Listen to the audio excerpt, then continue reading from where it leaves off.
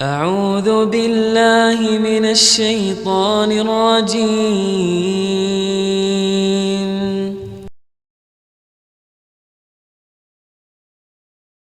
یاد رکھیے گا جن لفظوں میں وجدان ہوتا ہے نا، کشتگان خنجر تسلیم را، کشتگان خنجر تسلیم را، ہر زمان از غیب جانے دیگر است. یہ شعر ہے.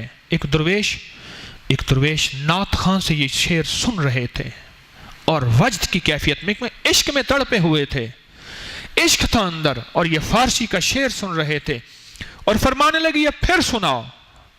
اس نے پھر سنایا، فرمایا پھر سناؤ کشتگان خنجر تسلیم را. میں اس کا عاشقانہ ترجمہ کروں گا. مولا تیرے سامنے تسلیم خم کر چکے، وہ تیرے حکم کے خنجر کو مان چکے. میں اس کا عاشقانہ ترجمہ کر رہا ہوں. وہ تیرے ہر تسلیم حکم کے خنجر کو مان چکے.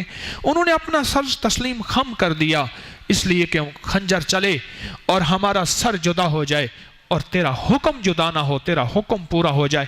دوسرے لفظوں میں طبیعتیں ٹوٹیں شریعتیں نہ ٹوٹیں. یہ شعر پڑھتے پڑھتے یہ حالت ہوئی حتیٰ کہ دماغ کی رگ پھٹی، برین ہیمریج ہوا، جگر پھٹا اور وہیں فوت ہو گئے وہ درویش. اس عاشقانہ شعر کا آج بھی حیرت انگیز رزلٹ ہے. ہمارے بڑے اس کا تعویذ دیتے ہیں، میں بھی دیتا ہوں. اس کا ایک نقش ہے اور اس شعر کی انوکھی تاثیر ہے. اس کی وجہ ہے عشق کی کیفیتوں میں جو بول نکلتے ہیں اللہ کے ہاں مقبول ہو جاتے ہیں. عشق کی کیفیتوں میں جو بول نکلتے ہیں اللہ کے ہاں مقبول ہو جاتے ہیں.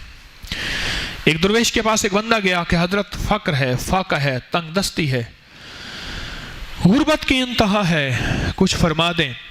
آپ نے فرمایا یہ شعر پڑھا کر. اس وقت حالت عشق میں بیٹھے تھے، اللہ اور بندے کی لو لگی ہوئی تھی. فرمایا یہ شعر پڑھا کر. کیا؟ ہر چند گناہم ز عدد و بیرون است، لطف و کرمت ولے ازاں افزون است، نمید مشو ز رحمت تو ہرگز، جرمم چو خصص فضل تو بچون است. ہر چند گناہم ز عدد و بیرون است. مولا مجھے احساس ہے میرے گناہ اتنے ہیں شمار کے قابل نہیں. ز عدد و بیرون است، لطف و کرمت ولے ازاں افزون است. پر تیرا لطف، تیرا کرم، تیری رحیمی، تیری کریمی، تیری شفقت، تیری عطا کہیں زیادہ ہے. لطف و کرمت ولے ازاں افزون است، اس سے کہیں زیادہ. نمید مشو ز رحمت تو ہرگز، تیری رحمت سے ہرگز نا امید نہ ہوں. کیوں؟ جرمم چو خصص فضل تو بچون است. مولا میرا جرم تو رائی کا دانہ ہے، تیرا فضل پہاڑوں سے کہیں زیادہ ہے. فرمایا 40-45 بار یہ شعر پڑھ لیا کر.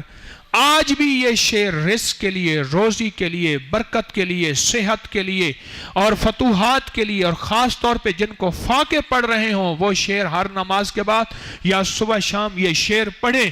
یہ وجدان کے عاشقانہ انداز کے عشق کے کہے ہوئے یہ شعر ہیں اور ان اشعار کے اندر طاقت اور تاثیر اتنی ہے کہ غربت اور فاقے ختم ہو جاتے ہیں. پر اس کے لیے شرط کیا ہے؟ عشق. سارے کہو کیا شرط ہے؟ کیا شرط ہے؟ عشق شرط ہے. اللہ کا عشق اور اس کے حبیب کا عشق جس کے اندر پیوست ہو گیا ہے، اس کے دل کی دنیا، اس کے من کی دنیا، اس کی روح کی دنیا بدل جاتی ہے اور عاشقانہ زندگی اجاگر ہو جاتی ہے. اللہ کے حبیب کے عشق کے الفاظ کیا ہوں گے یہ تو میں بندوں کے بتا رہا ہوں. دیکھیں حضرت ہاجرہ کون تھی؟ اللہ کی بندی تھی، نبی تو نہیں تھی، نبی کی بیوی تھی. اس کے منہ سے نکلے لفظ کیا نکلا تھا؟ زم زم. اور اللہ کے ایک نیک بندے کے منہ سے نکلا کشتگان خنجر تسلیم را.